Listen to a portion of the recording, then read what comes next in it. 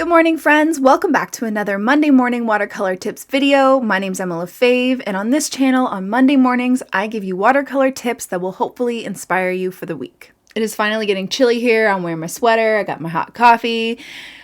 It's fall, y'all, and I'm very excited about it. But anyway, in today's video, I'm going to be talking about light washes, and more specifically, painting white objects. I know this can be tricky for a lot of beginners, so let's jump right into the video and get started. Okay, so like I said, today we are talking about light washes, and more specifically talking about how you can paint white objects, like white flowers, a white volleyball, a white ghost, that kind of stuff, okay? Because it can be a little bit tricky. You're painting on white paper. How do you create a white object? So, one thing that we want to talk about is values, our values. If you're not familiar with what that means, value in watercolor or in painting refers to the lightness or darkness of a color. So I'm just going to take my black here. And what I've done in the past, I've shown you guys a value scale. And that is just going from the darkest wash. And the way I do a value scale, usually start with the darkest wash by picking up lots of color on your brush. So you have wet paint, wet brush, and you swish it around a bunch of times to get this dark value. Now to make it lighter, all you have to do is swish it around your water, run it against the side, and you start having lighter values. I make a value scale by continuing this process, light, light, light, until you can reach the lightest value possible. Okay, so if you ever hear me talking about start with a light wash, in one of my videos, I'm referring to a light value of color.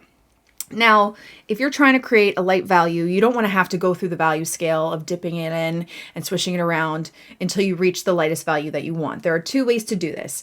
You can start with, picking up some color. So say it's dark here and I don't want it to be that dark. You can pick up your color and then immediately just swish it around in your water, run it against the side, and you'll have a light value. That is something that may take a little bit of time to kind of get the feel of. I can't always explain how much water or how many swishes you need to get there. It's something that you need to feel personally and something you need to practice so you just kind of get it. That's the way I usually do it if I want to start off with a light wash. But the other way you can do it is you put a little bit of color in your palette and then you just start taking a bunch of clean water and watering that color down until you get a light wash, like so. Okay, now I know that's really light and people are afraid to work that light, but the one thing you have to know about watercolor is that it dries darker than when you put it down wet. So this will dry darker and will actually appear as a light gray rather than just what it looks like right now is almost nothing. So when I refer to using a light wash, this is what I'm talking about. So you can either just bring a little bit of color over to your palette and add a bunch of water, or just pick it up on your brush and then swish it around your water and go that way. Okay, so that's how we create a light wash. I'm talking about light values. Now, when we are creating a white object, this is what I want you to think of. Nothing is actually white. Even this paper, if I were to draw a picture of this paper or this paper towel is white, but if you were to say screenshot it and upload it to some sort of editing app and pin drop that color, you would see it's actually a very light gray. And some other white objects may have an undertone of a really light blue or a really light yellow. So what I want you to think is whatever white object you're painting, what is the undertone of that color? So sometimes if I'm painting a white rose, I might use a pink, a very, very light wash of light value of pink to create that shadow. So it still looks white, but the shadow is almost pink or yellow. In this sense today, we're gonna work with gray. So gray is just a really, really watered down light value of black. So I thought because it's October, we would do this. Is it October? Yep. Because it's October, I would show you how to paint a little white ghost on a white piece of paper. Okay. So we have our light wash here. Okay. Very, very light. Again, all you're doing, your black is wet, your brush is wet. You're just taking a little bit of color over there. And this is also why I tell beginners to work with dried paints. My paints in my palette are from tubes that I have squeezed out.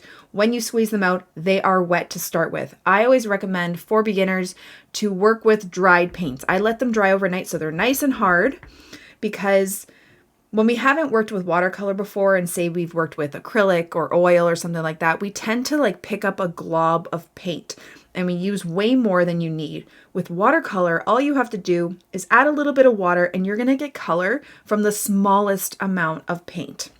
So just dip your brush in your color just a bit, bring it over to a well. That's still a little bit darker than I'd like to use. So I'm just gonna swish my brush around in my cup, and I'm just going to start doing an outline of a ghost. I know you can barely see this, but this is the kind of light wash I want you to practice working with. So I'm just going to do a little ghost outline. Okay, woo, like that. Like that. And I know this may look a little flat. How are we going to make it look like it's almost kind of 3D or something? This is where you add a little bit more color and shadows. Okay, so I'm just going to dry my brush off there. I'm going to take the tiniest amount, a bit more color, and I'm just going to add it to some areas. Just trying to get the right amount that I want. I'm just going to, while it's still wet, I'm just going to drop it in there like this. And I'm just going to create little lines of where those shadows would be. Because if you have a white piece of fabric, like if you were dressed up as a ghost, you have these folds in it. Now look at the fold right here. There's a shadow. That's gray. And that's almost the same value as this. So you want to think you are adding that gray value to your ghost. And that is what is going to make it stand out and still look like a white object, but it has a bit of shadow. Now I'm not going to add it all over. I'm just going to add it in where those like little folds would be. So still it's a very, very light wash all over. You can already see it's starting to dry darker than when I laid the color down, but you can see it's starting to look a bit more 3D just by adding that color. And I'm working wet on wet, so it's blending nicely. If I added these shadows after it dried, they would be sharper lines, which is not ideal. So you want to do it while it's still wet, and you're just going to add little bits of color in where those folds would be, like that. And there's our little white ghost. Okay, so I'm going to leave that to dry. I'm going to show you another example with a ball. One of my followers reached out to me. She wanted to create like a white volleyball or softball for a family member's child's room. And she said, how would I do this on white paper? So if you actually look at, like, say, an emoji. Okay, I'm showing you this through Instagram. Sorry for the bit of glare. Here I have 3 emojis of 3 white balls. Now, on Instagram, I'm not sure if you know, in the story feature, you can, let's say, we add some text, right? Balls. Okay, and you can pick the color of the background. So I'm going to go to this little color wheel, and you take this little dropper tool, just to show you that these objects are not necessarily white. I'm going to move it over to the ball, and it's hard to see, but it's an off-white. This is a gray. Can you guys see that?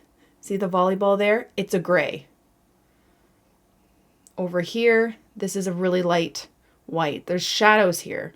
This is just to kind of show you that white objects have undertones of either grays or blues or whatever, okay? So you can kind of use this tool, balls, as a way to figure out undertones of certain things.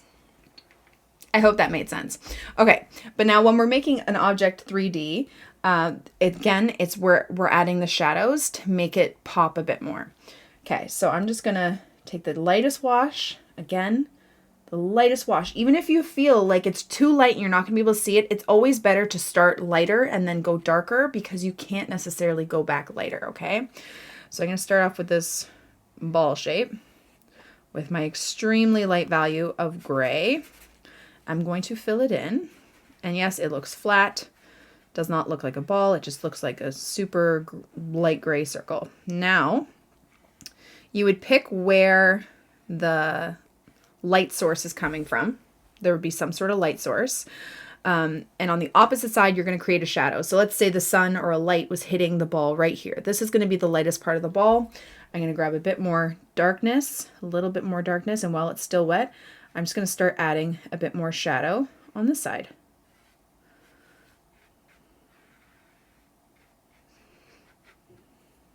And this is what's going to make it look a bit more 3D.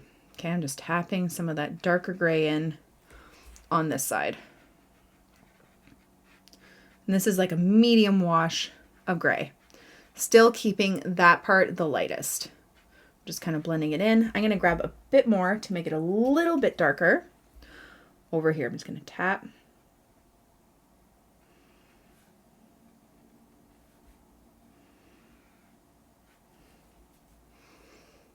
I'm just blending it out.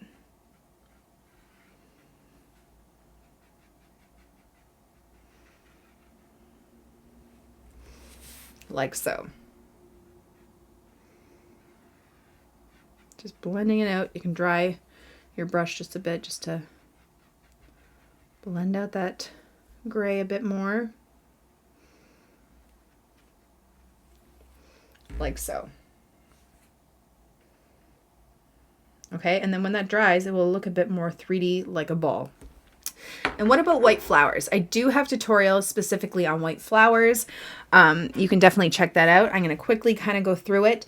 Again, like I said, other undertones. Let's try a blue. So I'm going to try Payne's Gray. It has a really nice bluish undertone to it. So if I was doing, let's say, like a daisy or something that has white petals, I'm going to start really, really light. And I'm just going to kind of outline these petals. Very like sketchy kind of. Even lighter than that. Okay, it's going to be a side version, side view perspective. You know what I mean? It's Monday morning. Okay, and I'm just kind of doing these sketchy. I'm not doing like a full line. I'm just trying to like put in where those shadows are. Okay. And what's going to make this stand out is the center and then the shadows we add in after. Okay, so I would let this dry.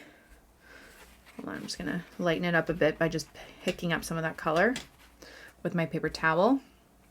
I'm going to grab, I'm just going to dry it quickly.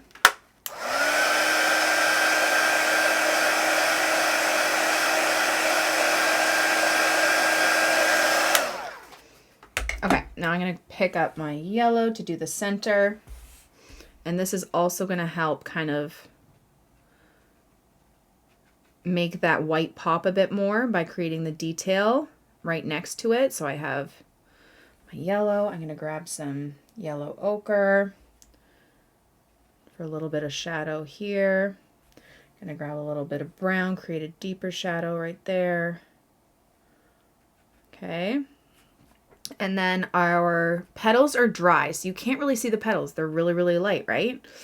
I'm going to take my smaller brush. But we have kind of like a basics of the shape of the petal. I'm going to grab my size 2. Okay, wet it up. Now I'm going to create, just grabbing a little bit more of that color. And I'm just going over it again. Not the whole thing, but just right, the shadow would be the closest to where those petals all kind of come together, right near the stamen. And I'm just going to do kind of like little lines where they would come out.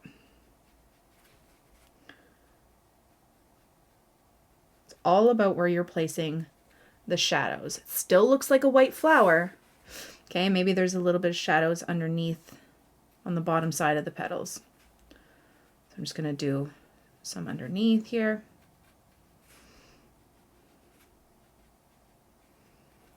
And then I can deepen it even a bit more. Maybe I'm going to use a little bit of black, like a light wash of gray.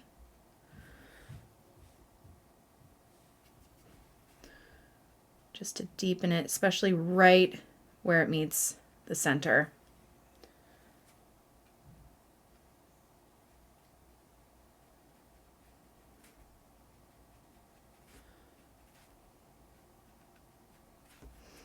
And then maybe again on the underside, just a little bit. Some little creases in the petals.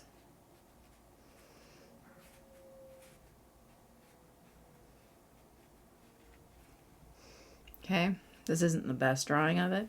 And then again, not again, but the stem of the flower kind of making its way around the petals is also going to make those petals stand out like, oh, there are petals there, right? So So maybe this leaf is kind of underneath the petals, so I would add a little bit of shadow right where it would be meeting underneath. Like that, okay? But the more detail and shadow you add, always start lighter than darker, the more it will kind of bring out that lightness of the white of the object you are painting. Okay, just move slowly. I should have let this center dry a bit better, but that's okay. Okay, I do have a tutorial on daisies from a while ago, so you can check that out. And then our little ghost here, you create little eyes like this, make them stand out a bit more.